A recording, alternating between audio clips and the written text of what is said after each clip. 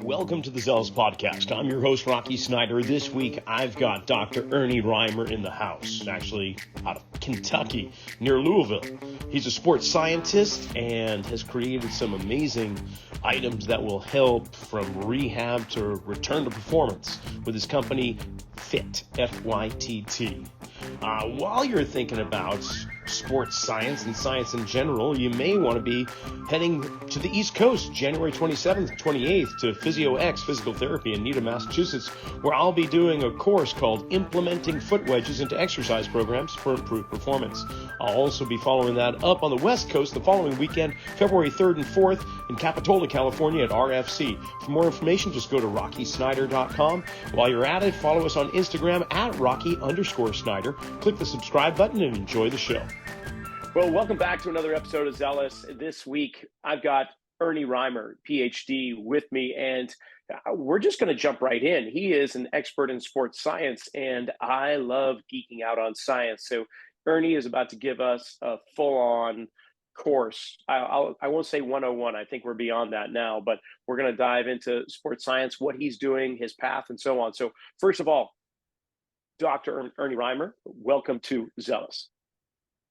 Thank you, Rocky. It's a pleasure to be here, and I can see that there's been a lot of amazing guests on here. So it's an honor and privilege to be able to join that group of guests, and I'm ready to go today. Right on. So let's just get right into it. I'm wondering, where did your passion get ignited?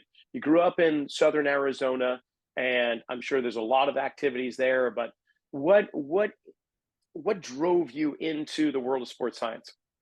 Yeah, I mean, if you are referencing back that far, growing up in Southern Arizona, I mean, when I was in high school, growing up, I was a bigger, faster, stronger athlete. And one of the things that the bigger, faster, stronger program does that I think is missed still today in the highest levels is that it helps to build a lot of intrinsic motivation, because everything in that program is about breaking your own personal records on a daily basis and over time. And I was using that program all through the years and really became obsessed with the exercise and training process. And when I entered university, I actually entered as a film production major, because I'm also a bit of an artist, and I was much more of an artist back then. And I thought I wanted to go into film production. And what I noticed after about a year and a half of classes at the University of Arizona, I was spending all of my time literally reading textbooks on nutrition and training. And then I finally saw the writing on the wall that I was putting a lot more time into this other hobby than I was my education, that hobby, film production. So I finally started to explore universities within Arizona, made the jump from University of Arizona up to Northern Arizona University, where they had an exercise science major. And that was really the start of it for me. Well, we've got that in common. I was a fine arts major the first few semesters at the university, and my means of procrastinating was hitting the gym and going down and lifting when it was time to study or work on a project. So somewhere along the way, it kind of clicked in. But so you became a strength conditioning coach, and from there, is that where the doors opened for sports science? Almost. I was a strength conditioning coach I developed myself as a strength conditioning coach at Northern Arizona University. I did several internships, really wanted to explore my path as a strength conditioning coach. And at Northern Arizona University, I got my first full-time job there as an assistant strength conditioning coach. And after a few years of that, I was employed by the sports science department of the U.S. Ski and Snowboard Association as a strength and conditioning specialist for the U.S. women's alpine ski team. So this idea to be employed by the sports science department attracted me. Now, rewind a few years from there, I did an internship at the Olympic Training Center in Chula Vista, and there they had a person whose title was Director of Sports Science, but that was kind of, in the United States, that title was extremely rare. Maybe that was the only Director of Sports Science in the United States at the time. And so then fast forward a few years to be hired by the sports science department at the US ski team. I thought that was pretty fascinating. So that was really my first immersion into this concept of sports science, although at the time I was a strength and conditioning specialist there at the US ski team. So you lived in Park City and hung out with a bunch of female skiers. That must have been tough, Ernie.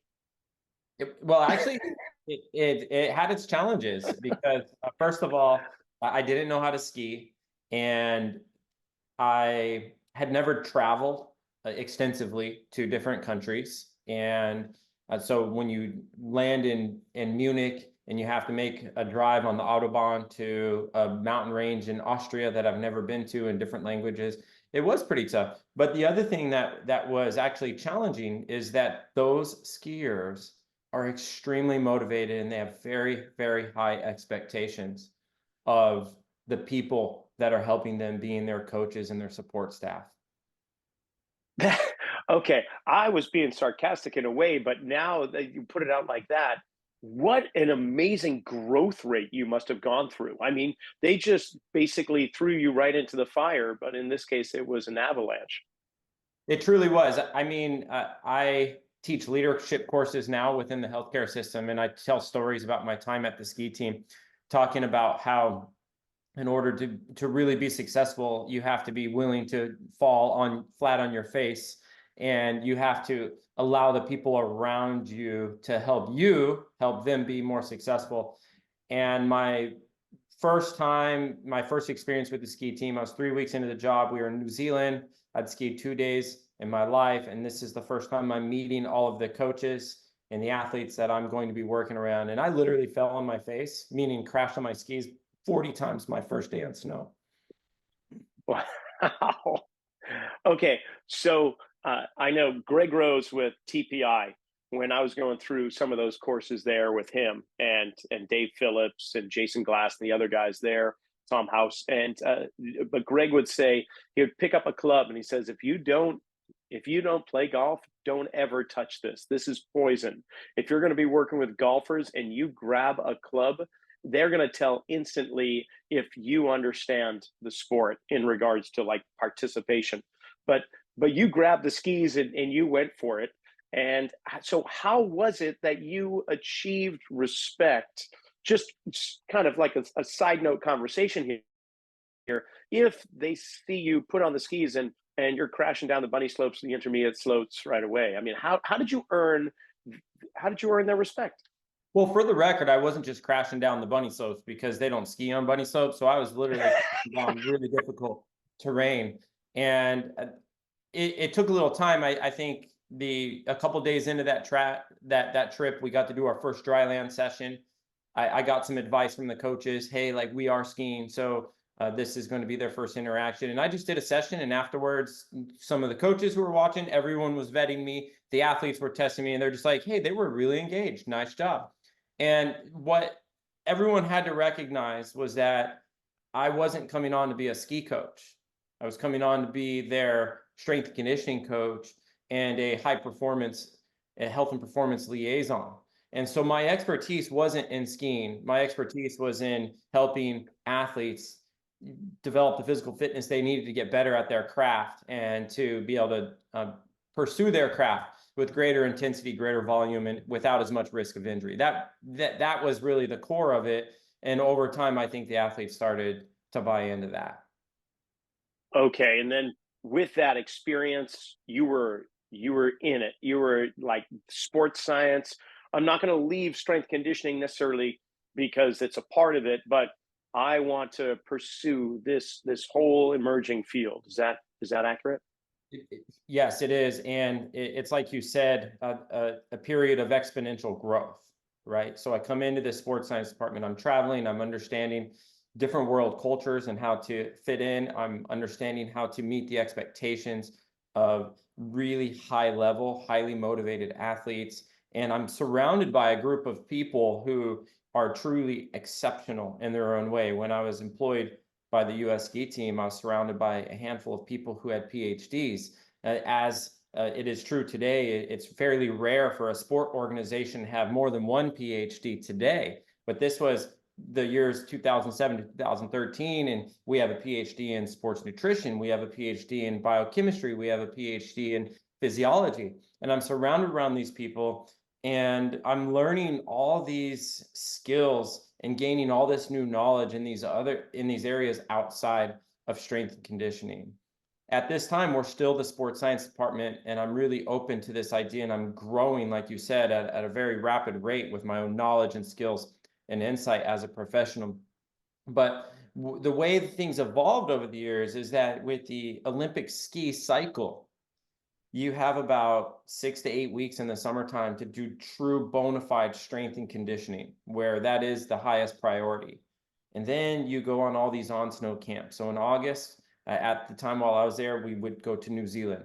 So now what issues are we dealing with? We're going to have jet lag, and then we are going to hit in about 20 days, about 20 days being in New Zealand, we're likely going to ski 18 days. And every one of those days, we're likely going to do 2 sessions. So think of like 2-a-days in camp, but we have jet lag, we're skiing 2 days. And then we're going to fly back to the United States. We're going to deal with jet lag to recover from that trip. We have 2 to 3 weeks, and now we're going to Chile. We're going to live and train at high altitude. And now we have to deal with that. It's not a jet lag issue, but how do we help these athletes perform at a high level? 2-a-days again, and also live at high altitude when maybe they haven't been exposed to that. Then we're going to come back for 2 to 3 weeks and recover from all of that. And then now we're going to Austria for 3 weeks. More jet lag, training at high level, residing at lower altitude. And then we come back for 1 to 3 weeks. And now we're going to Colorado for another camp, and then straight into the World Cup season. So once I started to get the hang of this, what I realized is that I was doing a lot more sports science and a lot less strength and conditioning, because my job on a year-round basis was dedicated to strength and conditioning for about 8 weeks. But then the rest of the year, it was really committed to helping these athletes train at the highest possible level every day they got on snow, and having to manage all these different issues of physiology, environmental stress, jet lag, and all these other issues to help them cope and deal with those environmental constraints so that they could perform at a high level. And obviously this applies to the World Cup season as well. So for me, the aha moment was that, like, I'm not actually a strength and conditioning coach, I'm something else. And what that was a sports scientist. But the real aha moment for me was that, and this isn't to take away from strength and conditioning coaches, but when we were getting ready for the 2010 Olympic Games, we wanted to bring these machines with us to the Olympic Village. Now, I work in this environment where we're going to turn over every possible stone. It's not, no, you can't do that, or you're not allowed to do that. It was, yes, let's figure out how to do things. And there's these machines, they were called Agaton machines. And what they are is they're super maximal eccentric training machines. So they're leg presses. So what happens is you lift one side up, then the machine will lift the other side, and it lowers the weight, twice as much weight down on you. It'll lift that side up for you, then you lift up concentrically, then eccentrically you lower down a heavier set of weight. Ours was powered by air pressure, but at a university down south called Brigham Young, we had heard that they had 3 of those devices, electronic devices, in their weight room. So I reached out to Coach Omer, the head strength coach at the time. He's in his 60s, he's getting close to retirement. And he told me, if you could fix these machines, because they've been broken down for years, just taking up space in our weight room, if you can fix them, you can bring them to Vancouver with you for the Olympics. So I got so I got to spend some time in that weight room operating on these machines. It's a Swedish company, doesn't exist. It's in different languages. No one's going to know how to repair these. So what I ended up doing was taking one and using parts in that to fix what seemed to be the broken parts in the other 2. So we got 2 of them working, and we brought 2 to Vancouver with us. While I was there, though, what I observed was that Coach Omer just seemed like he had lost his steam as a strength conditioning coach. So he's in his 60s. You've got a college football team in the weight room. That should be a very electric and exciting environment. It was. But Coach Omer, he would sit on the crash bar and he'd watch the workout and let the guys train. And I kind of looked at myself at this time and I said, like, when I really look at what I'm doing, living in the weight room, doing strength conditioning, and I fast forward to my career, to when I'm in my early 60s, and I decided like I didn't want to do that. So it was time for me to broaden my horizons. Nice. Wow. That's amazing. And I gotta say, most of the time I talk sports science to colleagues and guests on the show, there's two items that almost always pop up, and that is force plates and GPS, because it's the go-to tools for many professionals that are investigating sports science, and maybe they are sports scientists themselves, but they're very applicable to the sports. But you bring up a bigger realm, and I think that's important for the listening audience to recognize that sports science is everything we eat, breathe, and do to make us better at whatever pursuit we are going for, and athletic and otherwise. But right now it's in the world of sports. So sleep cycles, environmental considerations, as you say, traveling, of course, food and drink. I mean, we're looking at nutrition, we're looking at performance, we're looking at sleep. Everything is going to encompass it. So honestly, it seems like, yeah, the world of sports has a blank check when it comes to sports science, and going, hey, we don't know yet. Let's explore this and that. And I think with that too, though, we also I won't say we fall into a trap, but with so much research out there in so many different avenues, so many different directions, we haven't had enough time to replicate the research or to do complementary studies that show validity or efficacy or accuracy to the studies that are out there. Do you find that? Yeah, I do, and I agree with you. A lot of times in the United States, sports science says it's got to be technology and it's data analytics. So two of the major pieces of technology we talk about in the current state of sports science in the United States are force plates and GPS, like you said. And at the beginning of the show, you said maybe this won't be sports science 101. We're past that. But if force plates and GPS is where you and our audience are on sports science, then really this is a sports science 101 conversation. Because you're right, sports science is truly bigger than gadgets and data analytics and data visualization. Truly, for me, my philosophy is that sports science is the study of sport.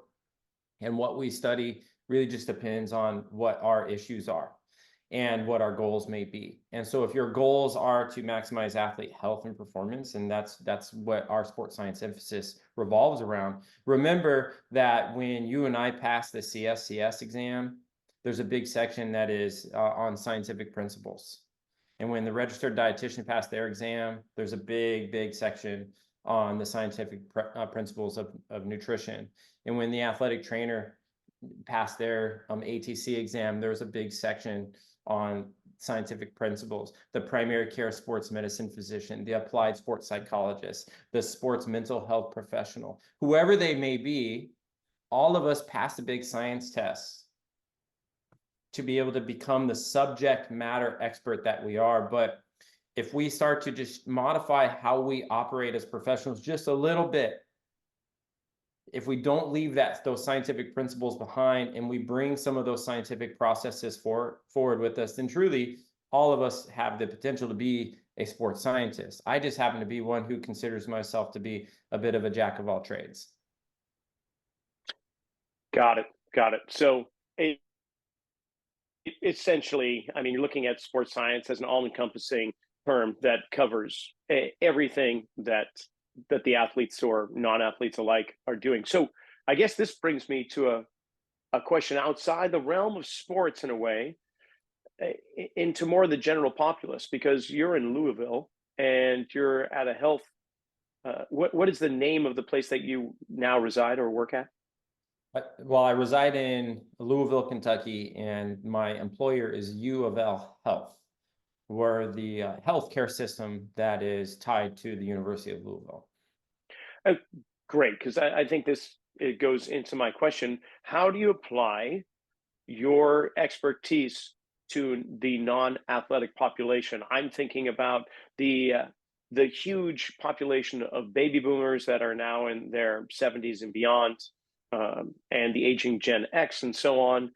Is there a role that sports science is playing there? I would say so.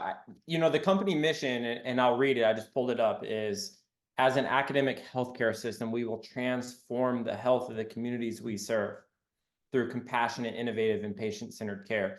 So when you really think about that, the reason why I'm in the position I'm in, to be fortunate enough to be in this position, is that our hospital system truly wants to transfer the services and the level of application and innovation that happens at the highest level of sport to the general population and different patient populations in the community.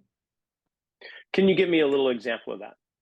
Yeah. So as you know, in professional sport, in college sport, we are privileged to have sports scientists, strength conditioning coaches, mental health, mental performance, sports medicine, sports nutrition. We have all these practitioners who are essentially forming these health and performance teams around the different sports.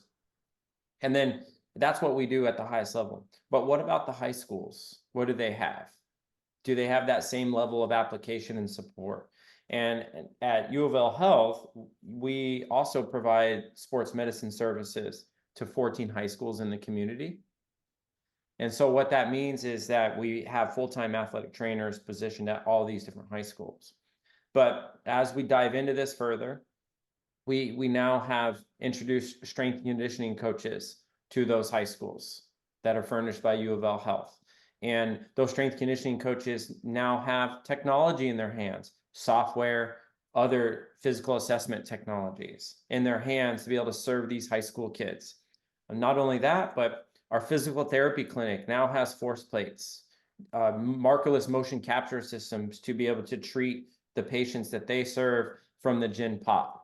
So the things that we do in this high level of sport are finding their way into physical therapy clinics in the community. They're finding their way into the high schools in the community. And with this effort, we've also been able to establish like different types of services that the community can access on a pay per service basis. So if they want to come in for high level assessments, like return to play assessments, we're creating that access to our community. This is all funded through U of L? U of L Health. That's remarkable. Are there other groups that are doing the same for high schools in their neighborhood and their community? I believe that there may be. We've been more tuned into healthcare systems who are supporting their collegiate or their professional sports teams, and we have more examples of that. We've been able to track down more examples of that. Probably not to the extent as U of L Health is doing, but we haven't tracked down as many examples where the healthcare system is truly supporting the local high schools and youth athletes in the community. That's phenomenal. That's commendable. Also, that's just great to hear. I can't come to mind of anything like that. I mean, honestly, there's healthcare groups that are sponsoring teams, and therefore their sports med team will be there for that team in which they're sponsoring. But I don't believe it trickles down into the colleges, junior colleges, and high schools in the vicinity there. But well, that's great. Now let's just segue over to your company, FYTT. Give me a little understanding about what that's all about. FYTT is it's a strength conditioning software at its core. For me, there's a couple of components I would like to introduce to the industry, and I have this product FYTT to be able to do that. And that is the notion of the so-called high performance model, creating a platform where different practitioners can come together and transparently program and administer and view the exercise programming going to athletes. And this for me goes back a good almost 20 years now. From like 2003 to about 2006, I started to learn how to use Microsoft Excel at a really high level.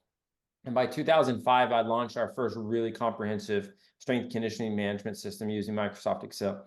A lot of people are still building those systems in Excel. I would say Microsoft Excel is still the primary way that practitioners design plan and then deliver programs to their athletes.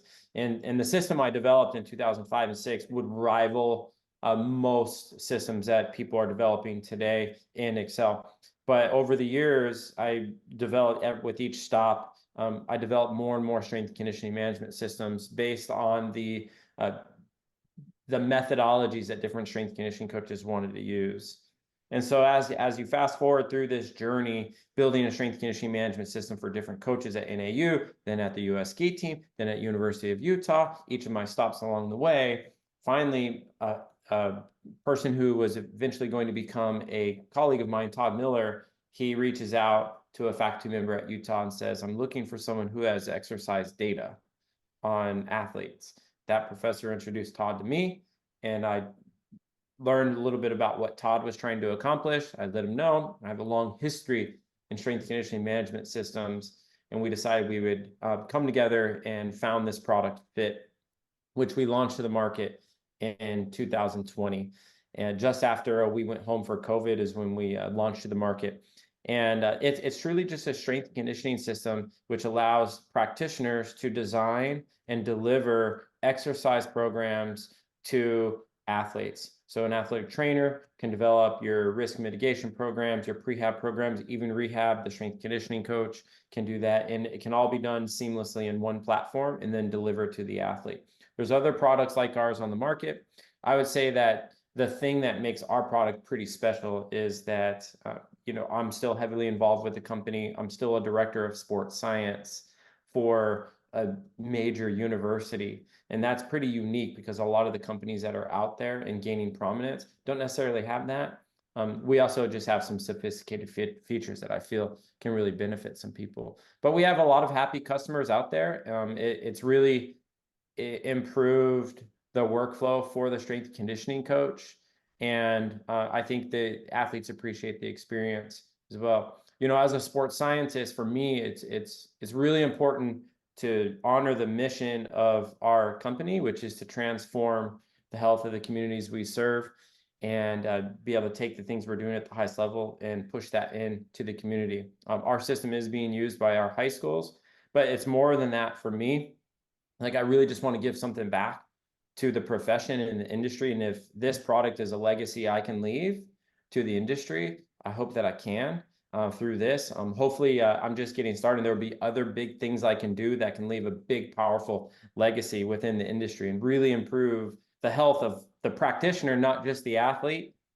But when you go back to what we talked about at the US ski team, this world of exponential growth, as a sports scientist, I hope that the influence that I can have in my place of work or in the industry is that when people come to and work at University of Louisville, they walk away and they look back and they say, my time at Louisville was a time in my career where I grew exponentially more so than my other stops, the same way that I can say that about the ski team.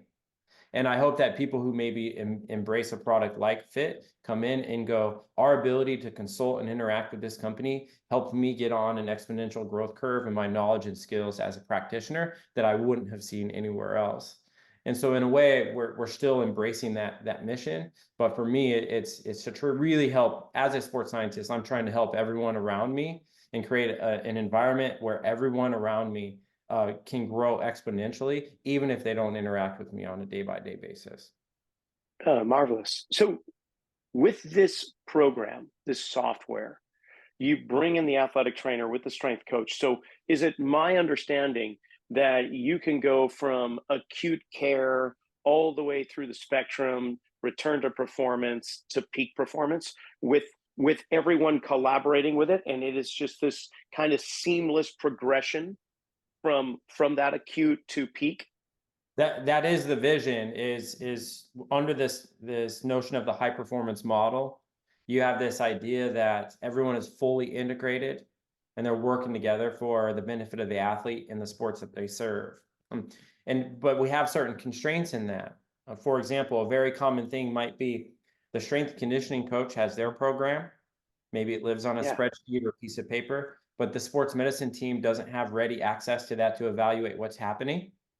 So they can't pinpoint recovery methods as easily. They can't modify their risk mitigation strategies. They may not even know that they're doing an ankle in low back prevention program, and the strength coaches are too. So in some cases, maybe they're double upping on the athletes. In some cases, maybe collectively the group is missing some of those things to complete the entire exercise and recovery package that's going to athletes. And the spirit and the vision, one of those for FIT is to try to bring those professionals together. So to answer your question, without a doubt, the hope is that someday athletic trainers, strength coaches in a sport organization, it's like, okay, let's start designing the rehab program right here in FIT. We do have constraints around that, because now when you do that, now that information needs to get into an electronic medical record, and now understanding how to do that for the athletic trainer and how to do that for the physical therapist is a challenge that we face. But the idea is that, yes, you can go in, athletic trainers and strength coaches can program together. We've had people do that before. One of our pro soccer teams, the athletic trainer and strength coach, developed the entire training program off season and in season together. When you open it up, you don't actually know whose hands were on what. It was one seamless program. We also have the capability where the strength coach can have their domain, the athletic trainer can have theirs. It's scheduled as two separate programs, but everyone can see that on the same page, and then it delivers seamlessly to the athlete in one location, where the athlete goes in, one login, and sees what they have from their athletic trainer, their strength and conditioning coach, etc. So we just have a lot of flexibility and freedom to truly bring people together, one platform, be able to manage your entire program literally on one screen, and then be able to push that out to the athletes. So I think, for me, being a huge advocate of interdisciplinary practice, bringing the different professionals together, we're trying to bring that a lot to life through this software. Well, that's a huge recipe right there. So many moving parts, so many ingredients, and you get all the cooks kind of collaborating and working together so they don't bump into each other and ruin the sauce, so to speak. So this is something that I imagine is still in development. Even though you've got a product out there with FIT, but at the same time, there's more ideas coming to you. And how am I going to integrate this? How am I going to get these, as you say, like the medical records themselves? Other kind of issues right now or hurdles that you're having to jump over? I would say the biggest hurdle that we face as a company is that most people in the sports sciences and in the technology space, they want hardware. Most people want to invest in hardware, something to assess the athlete.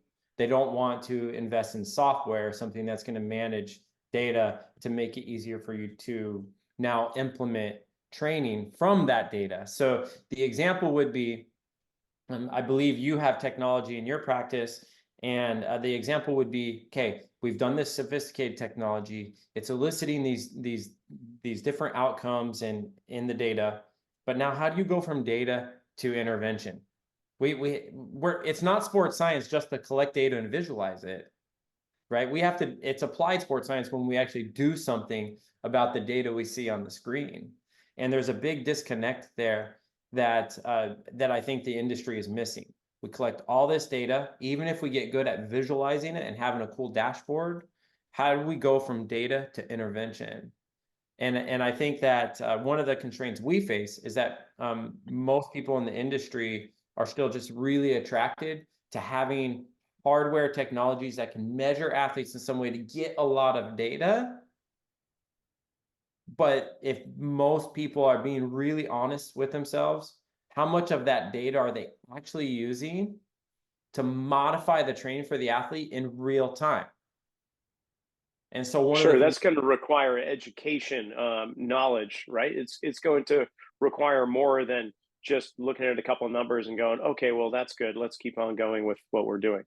And a couple numbers when you're using one piece of technology, but it's more complicated than that. I mean, now that force plates are available everywhere, one force plate company offers over 200 metrics from a single counter movement jump. The other one offers, maybe well over 50 to 60 from a single counter movement jump. right? But that's just one piece. So now I have a couple numbers, sure, but now I have 200 variables for a single category zone. But what about all the other assessments, the wearable tech, and all these other things that we're doing? It's Yeah. really, really hard to take all that data on an athlete and go, what is this athlete supposed to do? And to help solve that, because this is my DNA has as a practitioner is goes back to the early 2000s. I did an internship with the Indianapolis Colts, and there John Tureen and Richard Howell introduced me to this thing called the functional movement screen. They were getting ready to implement that for the first time in their program that year when I was there, and they gave me a VHS and this little spiral bound notebook and said, hey, we want you to learn how to do this. We're going to be testing all of our players when they start to come for the off season. Okay, cool. But the vision there, I was fortunate enough. Gray Cook came out a couple times because the Colts would furnish a trip for him to come out and get to sit there at the table and learn from him directly. But the whole vision behind it was you want to test your athletes frequently and then automatically change the intervention, the exercise intervention they're going to do to improve their deficiencies today. But at that time, the state of the art was we would test the athletes. Now we have a piece of paper printed on cardstock, and you would manually go in and write down what their intervention would be. But because of time constraints, we probably wouldn't test them again for another 4 weeks, maybe 6 weeks, maybe 8 weeks. So they'd be on the same kind of corrective intervention for all that time. But what Gray wanted, and this goes back to 2003, what he wanted was whatever their biggest limitation is, they're going to work on that. And when they come in for the very next session, you're going to assess them in that. And if they clear it, you're moving on to the next thing immediately, right now, today. That was the vision, but at the time, we didn't have the technology to be able to do that. By 2005, I mentioned that strength conditioning management system. The whole motivation behind it was to be able to automate corrective routines from the functional movement screen. Now, there are different things that people are doing for movement screens. Remember, we're talking 2005. This is nearly 20 years ago, but that's what we were doing at the time. So just to be clear about that. But our vision was we want to be able to collect data on hundreds of athletes that we have in the collegiate athletic department and then automate an intervention for them and as close to real time as possible. What we narrowed it down to was the ability to do that on a week by week basis. So literally the athletes could come in, we would test their highest need. If they cleared, we would mark that, we'd go into the computer, and then it would produce their automated intervention based on their next highest need. The next week they would have a new intervention. And so we were able to get that by 2005 using Microsoft Excel. Well, to do that, you have to write all this really complicated code, right? So you have to write all this complicated code and manage your data. If this, then that, and or all these things. Well, you asked me what one of the constraints are for us as a company. People want to collect data. They want to invest in the hardware.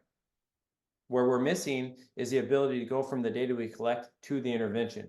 Be able to use my knowledge, my intellect, and look at the athlete's data and say, if I see this, I want this to happen. Well, FIT now unlocks that by allowing you to enter your data in to this software. You could write your own decision trees. So you get to choose your own tests. You get to map your own decision trees without code. It's written in plain English. You just write sentences to say, if the force plate test variable is greater than this value, and this, then I want them in this group. Now you assign training, your own training, to that group. So there's no black box here, right? Aren't you frustrated by the companies who give you their assessment? They have their black box algorithm that says, here's the intervention, but you can't actually change that. You have to buy their interventions. FIT has gotten rid of that. You get to choose the data that goes in. You get to map it in your own way. You get to choose the interventions. And it changes in real time. I know I'm sounding pitchy right now, but it's really about what I do. Talk about what I do every day. University of Louisville and our high schools both have a FIT account. So it's something that I do and I use on a daily basis for my own practice. So I apologize to you and the audience if I sound pitchy, but we're trying to just help the audience see it's not just about assessing your athletes. It's assessing your athletes and doing something about it. And I hope that someday people embrace products like FITT because we've unlocked the ability to easily do something about it. No, I think that's great. And whether it's pitchy or not, Ernie, I don't mind because it really is. It's refreshing to hear because we're talking about predetermined protocol with the other programs. Like here is the methodology, and we've set it up on this computer program, and all you have to do is plug in these joint angles or these restrictions or these outcomes of whatever assessment you're doing, and it gives you, and without having to think, it's basically they're trying to do the thinking for you, which is a for me, that's a black hole. I don't want to even go in there because it doesn't allow me to learn, and it doesn't give me any consideration into my perspective as to what this athlete or client or patient needs. So that's really a welcoming words as far as I'm concerned, because for my own perspective, I know that a lot of compensatory patterns are developed because of prior injuries or experiences, whether it's physical, mental, emotional, or whatnot. And a lot of these programs aren't taking that into consideration. They're going to be more symptom centric. And there's protocols for this symptom or that symptom, when in fact the symptom could manifest for a myriad of reasons, and it's not being addressed. So to actually be able to create your own considerations into that is something else. So that's remarkable, and kudos to you for taking such an undertaking, because I can only imagine how much coding, how much work that must have taken. Obviously it's been years in the making here, but it's really quite cool to hear. So I mean, this is a good opportunity just to give us more insight information on the program or on your product. If people are interested, this is where I'll do the pitchy, and it's just, hey, we all share, and in this industry there's no such thing as trade secrets. So share this with everybody. I really appreciate that. Well, first of all, our website is FYTT.io, FYTT.io. That's where you can find us. And it's really easy to gain access to us. A lot of our customers deal directly with me. They like to interact with me, the person who's on the ground trying to solve the same problems as them. So we have mechanisms in place. If you sign up for a trial and ask for me, then you'll get me. If you want a demo, you go through your demo and you ask for me, you'll get me. And that's what's been really cool about it. My organization embraces the effort, so it's pretty cool that I could talk about this freely and don't have to worry about those types of concerns. So it's been great. But I think one of the things you said, though, was you talked about automatically having that intelligence. But what I like to say is that our product allows you, the practitioner, to automate your own intellect, because you're not looking for someone to come in and tell you what to test, how to map it, and what interventions to do, because you have this whole experience and you've done your own research and you have an art to what you do. And my black box technology isn't going to marry with that very well. So that's why we allow you to automate your intellect. Hey, these are the data points I'm bringing in. This is how I'm mapping those data points to different interventions. It can be quite complex. But the beauty in it is this. The beauty is this, that when you automate your intellect like that, there's a physical, almost this physical systematic structure to how you're intervening with your athletes or your customers. And if you, let's say you have a decision tree where you have 10 data points, and from those 10 data points, you're going to map to 20 interventions. Now that sounds like a lot, but our trophy customer uses 30 data points to map to 650 automated interventions. And they've mapped it themselves. But the beauty in that is that you could say, okay, so remember I said we have 20 interventions, and intervention 1 through 15, the numbers are changing. When we go back to the assessment, things are changing the way we want to, but why isn't 16 through 20 changing? At least you, the practitioner, know that somewhere the performance isn't changing or the adaptations aren't taking place with those specific interventions, something needs to change in your practice. And you will know it beyond any reasonable doubt because you are the one who mapped it to there. So you can now start to think critically about the interventions you're doing in 16 to 20. Maybe I need to modify my decision tree. Maybe I need to modify my intervention. Maybe I need to modify the way I'm assessing athletes in these programs to see if I can get the needle to move. But that's the beauty in it, is that you are now in the driver's seat of that, and it's really clear and robust. You're not blowing smoke in anyone's mirror saying, I'm bucketing athletes. Okay, how are you bucketing? Oh, well, we do it by eye. We sit around in the room when we put athletes in. No, you're bucketing athletes using objective data that you've collected, and you're bucketing them into those categories. You're training them to see if you're now moving the needle because they were in that category for a reason. And so that's what's beautiful about it, I think, because a big part of sports science as a strength conditioning practitioner is to truly evaluate the effectiveness or audit your strength conditioning program, so to speak, is to say, okay, if I'm training for speed and I do this training, then speed should improve. If I'm training for maximum strength and hypertrophy, then strength and hypertrophy should improve if that's what the goal of the program is, right? If I'm training for improved cardiorespiratory fitness, improved body composition, maintaining some muscle mass, but also reducing fat weight and improving my cardiorespiratory fitness, then you should see those numbers change if that's what the program's doing. The beauty in automating your intellect is that it's extremely systematic. You are in control of it all. You can see if the numbers are moving the way you want them to based on the way you've funneled that athlete into their intervention. Beautiful. I love it.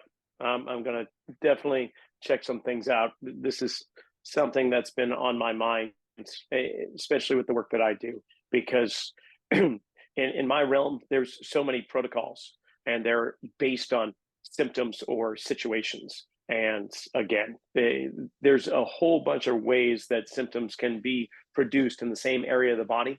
High hamstring pull, there's many reasons why that could occur for the way in which somebody organized their body. So having one protocol for that issue has not proven to be successful. And we can see that just in the NFL with the number of recurring injuries, or other sports for that matter, not to pick on the NFL itself. But this is great. Ernie, I really appreciate your time and getting to know a little bit more. I will say we did 102 sports science, not quite 101, although I will admit that I am the dumbest guy in this room right now. And I love that because you taught me so much, and maybe I can walk away with a little bit more understanding. And I appreciate your time. And I just want to say thank you. I'll make sure that all of the links, the appropriate links, are in the description with the podcast. So thank you again for your time. And thank you, Rocky, and all the listeners. I really appreciate it. Thanks for the opportunity to talk about my product and my career. It's been great. And, you really, if we had another hour, we would go into a topic of that you said, recurring injuries. So that's a big interest of mine. It's something I studied in my PhD, but that we're going to have to save that for another episode, I'm afraid. I think that's a good idea. So that's what we'll do. We'll have you back and we'll talk about just that, because it is huge. It's a huge topic of discussion within the realm of sports. So thanks again. Thank you, sir. Well, that brings this episode of Zealous to a close. I want to thank you for listening and thank Ernie for coming on. And if you're interested in FIT, well, you can check the descriptions below. In the meantime, remember those 2 courses coming up at the end of January, beginning of February, all about implementing foot wedges for exercise programming from rehab to return to performance. We'll see you next week.